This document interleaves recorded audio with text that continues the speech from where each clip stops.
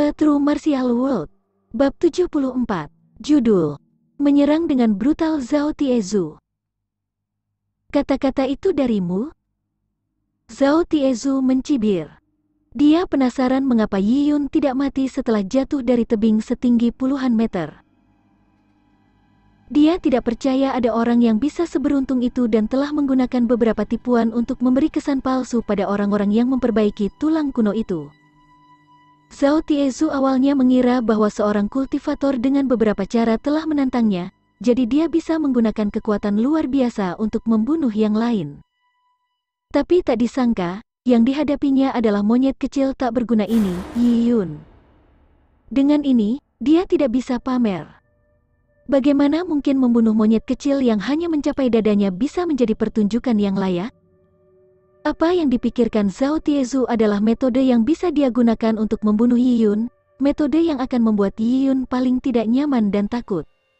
Tentu saja itu aku. Bukankah yang baru saja kamu katakan itu tidak masuk akal?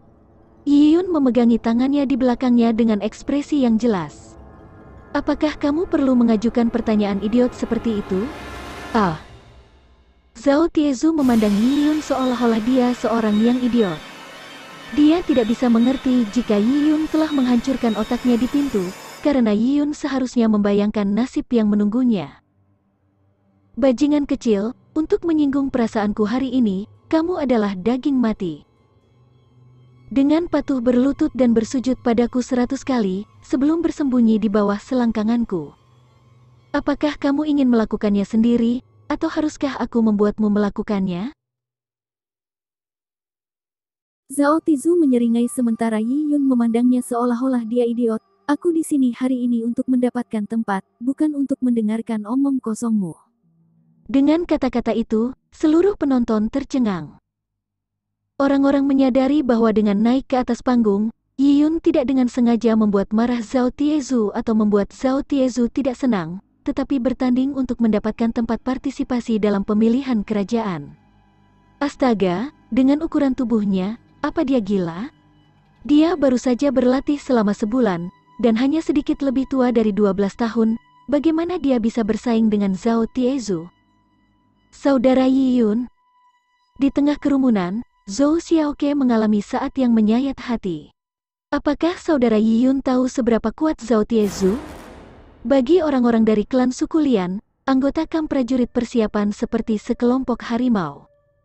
Tidak ada orang biasa yang cocok dengan mereka, apalagi anak-anak seperti Yi Yun. Hahaha. Zhao Tiezu tertawa terbahak-bahak seolah ini adalah lelucon paling lucu yang pernah dia dengar dalam hidupnya. Bajingan kecil, apakah kamu sudah gila? Jangan katakan padaku bahwa kamu percaya kamu bisa mengalahkanku setelah mempelajari beberapa keterampilan dari Master Zhang, sehingga kamu dapat mewakili klan suku Lian pada pemilihan kerajaan?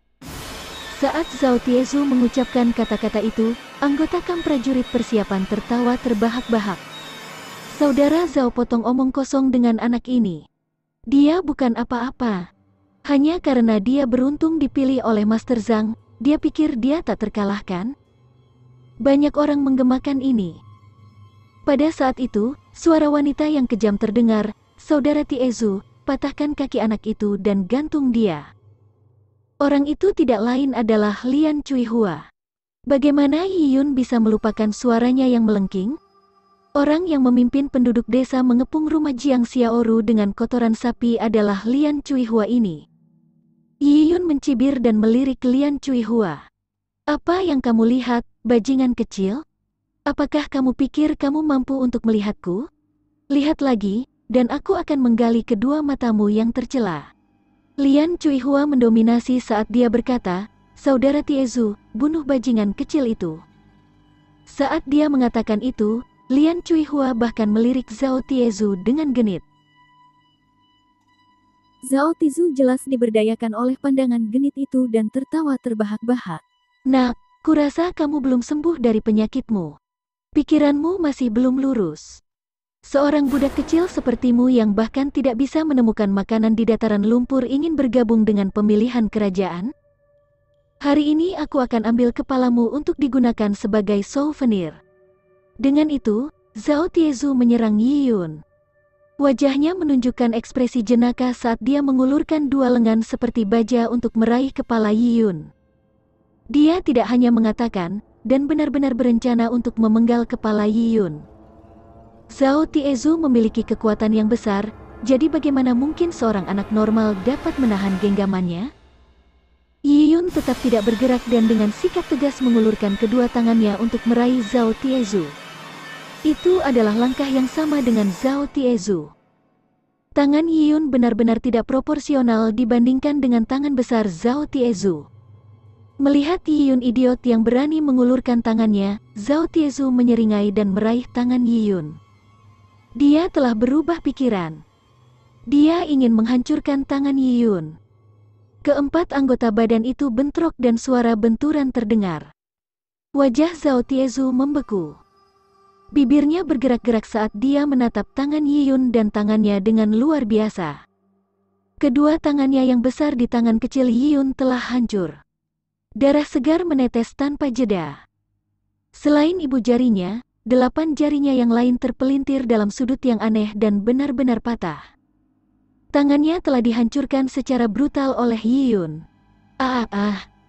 Jeritan keras menyayat hati keluar dari mulut Zhao Tiezu. Yi Yun menatap dingin ke arah Zhao Tiezu, siapa yang kamu katakan adalah budak? Di dunia ini, yang lemah diperbudak sebagai budak, yang kuat dianggap sebagai tuan. Siapapun yang lebih kuat bisa mendominasi segalanya. Akan kuberitahu siapa budaknya hari ini. Setelah mengatakan itu, Yi Yun mengambil langkah ke depan dan lutut sederhana menghantam dada Zhao Tiezu. Bang! Dengan bunyi gedebuk, tubuh kekar Zhao Tiezu terbang seperti karung sobek dengan serangan lutut Yi Yun. Tulang dada bengkok ke dalam, dengan jumlah tulang rusuk yang patah yang tidak diketahui. Dia jatuh dengan keras ke tanah, dengan darah merembes dari mulutnya.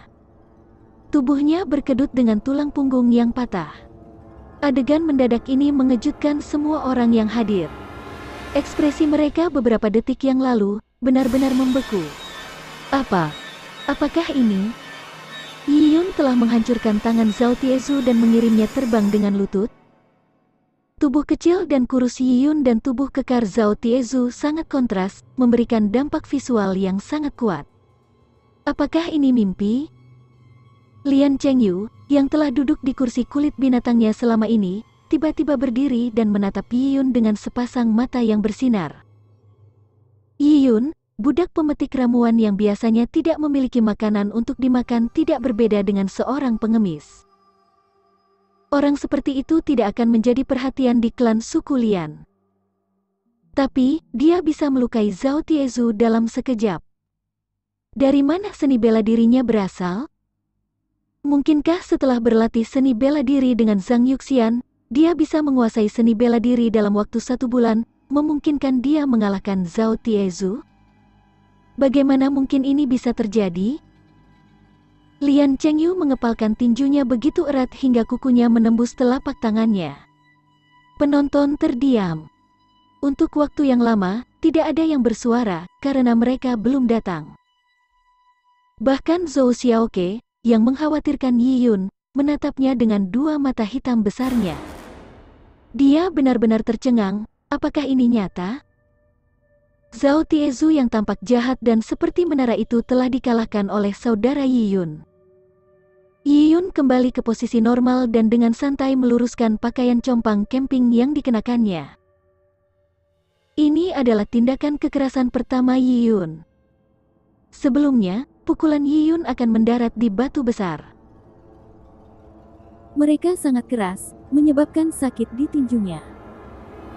Tapi hari ini, itu mendarat di tubuh manusia, yang dia rasakan hanyalah kekerasan demi kelembutan. Setelah melumpuhkan seseorang secara langsung, Yi Yun merasa tidak dapat diterima. Dia sudah terbiasa dengan aturan baru bertahan hidup di dunia ini sejak dia menyeberang ke dunia liar ini. Dia tahu dengan jelas bahwa jika dia adalah orang yang penuh kasih atau seorang biksu yang tidak memiliki tangan berlumuran darah, dia akan diuntungkan. Yi Yun dengan lembut menggerakkan 10 jarinya sebelum menoleh ke arah Lian Cuihua. Kamu sebelumnya mengatakan bahwa kamu akan mematahkan kaki aku dan menggantungku? dan untuk menggali mataku.